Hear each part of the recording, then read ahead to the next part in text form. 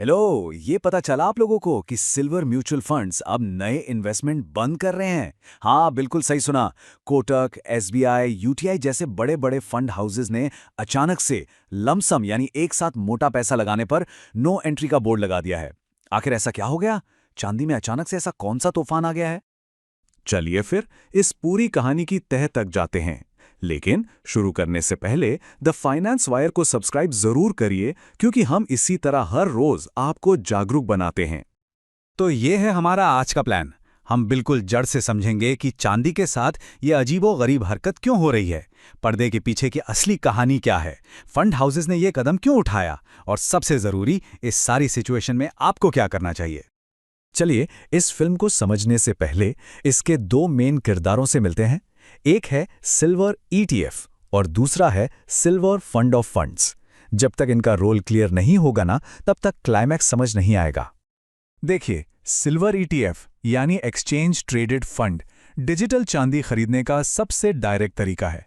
समझिए, एक fund house ने एक बहुत बड़ी तिजोरी बनाई और उसमें इन्वेस्टर से पैसे लेकर असली चांदी की सिलियां भर दी हैं। अब वो उस तिजोरी के छोटे छोटे हिस्से स्टॉक मार्केट पर बेच रहा है, बिल्कुल एक कंपनी के शेयर की तरह। आप इन हिस्सों को खरीद और बेच सकते हैं। हाँ, इसके लिए एक डीमैट अकाउंट होना जरूरी है। अब आते हैं फंड्स ऑफ फंड्स पर। ये उनके लिए हैं जिन्हें डीमैट अकाउंट का झंझट पसंद नहीं, या जो हर महीने एसआईपी के जरिए थोड़ा थोड़ा इन्वेस्ट करना चाहते हैं। ये एक बहुत ही स्मार्ट सिस्टम है। ये फंड आपसे पैसे लेता है, पर खुद जाकर चांदी नहीं खरीदता, बल्कि आपके पैसों को वो सीधा उसी फंड हाउस के सिल्वर ईटीएफ में लगा देता है। मतलब ये एक फंड है जो दूसरे फंड में निवेश कर रहा है। आपका काम एकदम आसान हो गया। तो इन दोनों के काम करने के तरीके में एक बहुत जरूरी फर्क है।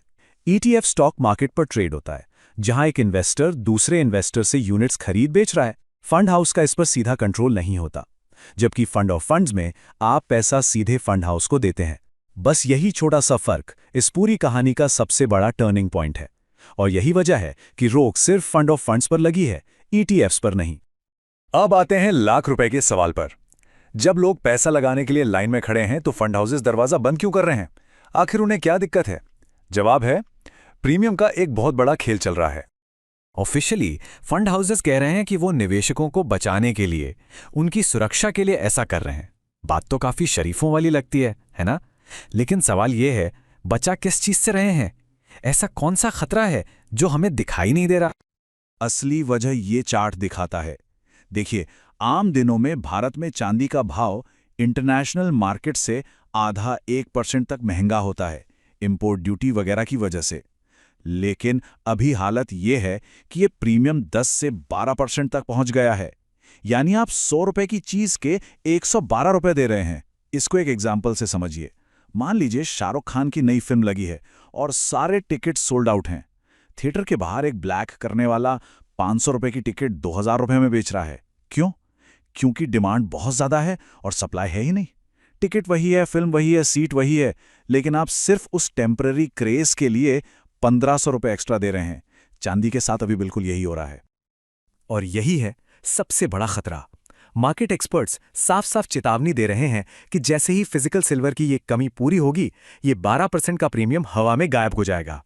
अब सोचिए, आपने 112 रुपए में चांदी खरीदी। कल को जैसे ही प्रीमियम नॉर्मल हुआ, इंटरनेशनल प्राइस भले ही उतना ही रहे, आपकी इन्वेस्टमेंट की वैल्यू सीधे 100 रुपए पर आ जाएगी।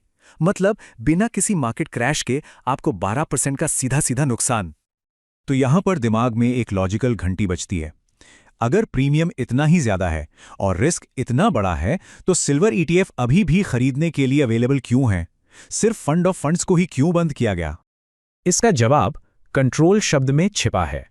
फंड हाउस के कंट्रोल में क्या है और क्या नहीं। इसे ऐसे समझिए, फंड हाउस एक जिम्मेदार गार्डियन की तरह बिहेव कर रहा है। जब आप फंड ऑफ फंड्स में पैसा लगाते हैं, तो आप सीधे फंड हाउस के पास जाते हैं। फंड हाउस देख रहा है कि बाहर चांदी ब्लैक में बिक रही है, तो वो आपसे कहता है, बेटा रुक जाओ, अभी मत खरीदो, बहुत महंगा है, नुकसान हो जाएगा। उनके पास नया पैसा लेने से मना करने का कंट्रोल है। लेकिन सिल्वर ईटीएफ तो स्टॉक मार्केट पर ट्रेड हो रहा है। वो एक ओपन मंडी है जहां एक इन्वेस्टर दूसरे से खरीद रहा है। फंड हाउस उस बीच में आकर किसी को रोक नहीं सकता।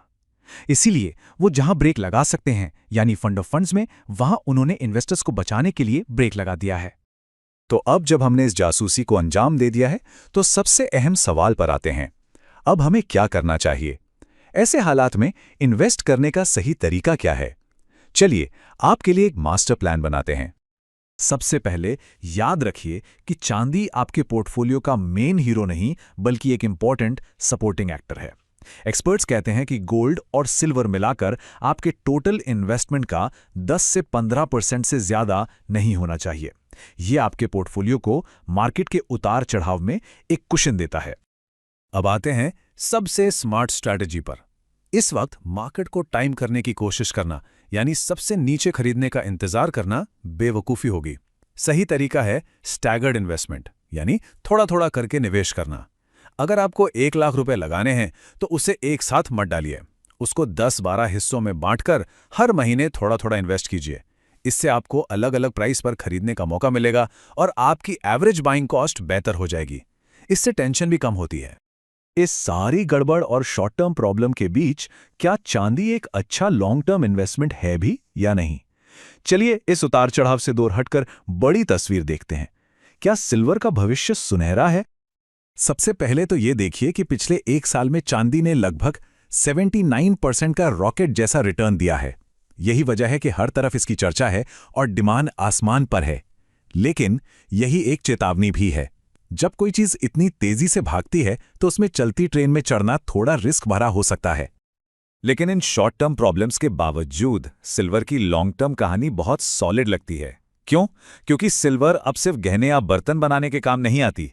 ये एक हाईटेक इंडस्ट्रियल मेटल बन चुकी है। ग्रीन एनर्जी का पूरा फ्यूचर सिल्वर पर निर्भर है। सोलर पैनल्स, इलेक्ट्रिक गाड़ियों की batteries, 5G technology, medical equipment, हर जगह सिल्वर का इस्तेमाल तेजी से बढ़ रहा है। दुनिया भर की सरकारें क्लीन एनर्जी पर करोड़ों डॉलर लगा रही हैं, जिसका सीधा फायदा सिल्वर को मिलेगा। द सिल्वर इंस्टीट्यूट जैसे वर्ल्ड बॉडीज लगातार कह रही हैं कि सिल्वर की सप्लाई उसकी डिमांड से कम है और ये कमी आगे बढ़ती ही जाएगी। तो पूरे विश्लेषण के बाद आखिरी फैसला क्या है? हमें क्या करना चाहिए? इन्वेस्ट करें या दूर से तमाशा देखें? इसका जवाब सीधा हां या ना में नहीं है। जवाब है एक स्ट्रेटेजिक हां, लेकिन हां, चांदी लॉन्ग टर्म के लिए एक शानदार डाइवर्सिफायर है। लेकिन अभी इस 12% के ब्लैक वाले प्रीमियम पर एक साथ पैसा डालना अक्लमंदी नहीं है।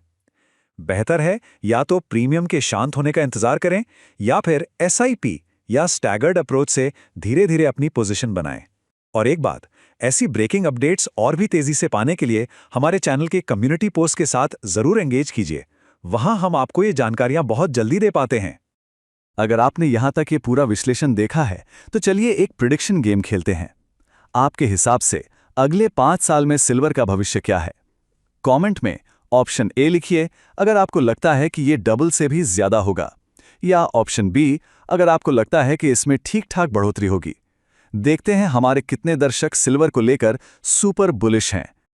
और एक बेहतर और समझदार इन्वेस्टर बनने की इस यात्रा में हमारे साथ बने रहने के लिए द फाइनेंस वायर को सब्सक्राइब करना मत भूलिएगा। फिर मिलते हैं अगले विश्लेषण में। नमस्ते।